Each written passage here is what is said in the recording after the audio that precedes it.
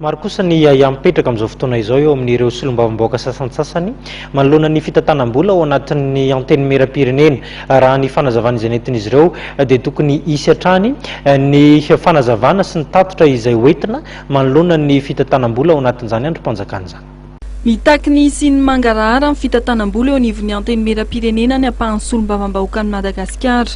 Be dia be raha ny fanazavana nentin'ireto solombavambahoaka ireto ny tsy mazava momba ny fitantanana eo anivon'ny anteny mera-pirenena. Anisan'izany ny fitantanam-bola momba ny solika manokana ary eo ihany koa momba ny fampiatranona ny solombavambahoaka isaky ny fivoriana. Nangataka izay solombavambahoaka hoe mba atao amin'izay zany io tatitra io satria afaka 3 andro dia ifarana ny fivoriana zany ara-potoana izay ataonay voalohany ity. Izay nampanantenana taminay tamin'ny taona 2014 hoe isy ny tatitra. Aza dinitsika fa rehefa mifidin'ny bureau permanent ny solombavambahoaka dia napetraka ny atao hoe questeur 3. Ny asan'ny questeur 3 dia mijery sy manara-maso ny fomba fitantanam-bola ao amin'ny anteny mera-pirenena. Dia nampanantenana zay tamin'izay hoe mbola betsaka ny zavatra nanahirana tamin'ny 2014 fa amin'ny 2015 ho atao le izy ary tokony atao le tatitra fanazavana fandaniam-bola amin'ny anteny mera-pirenena anatin'ity session ity. Dia zay ny antony angatanay tsy nahazo valo mahafa-po nefa izahay rahantsika mahita fa ny ao amin'ny tableau zao tonga dia hoe clôture ny session ordinaire amin'ny azoma izao. Noho izany tsy maintsy mitady zany zay hoe inona ny tokony anazavana amin'ny vahoaka satria vahoaka mba tia fantatra koa hoe manona fitantanam-bola ao. Inona moa le fitantanam-bola tsy mety ao? Misy be da be ny fitantanam-bola tsy mety ao ary matoa zay mampiantso mpanao gazety dia manana profo mazava tsara amin'izany fitantanam-bola zany.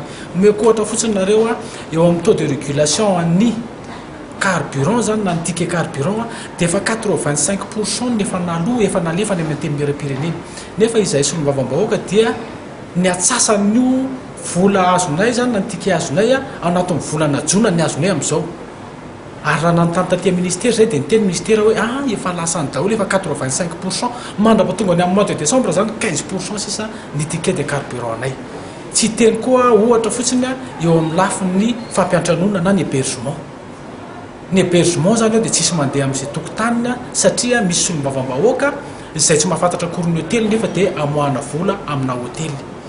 Eo ihany koa ny resaka frais médicaux.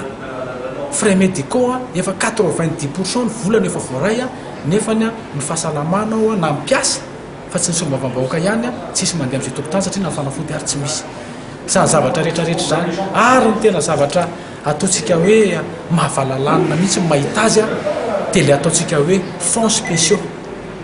Raha mijery fonds spéciaux zany tsika tamin'ny taona 2014 dia tena miopapana.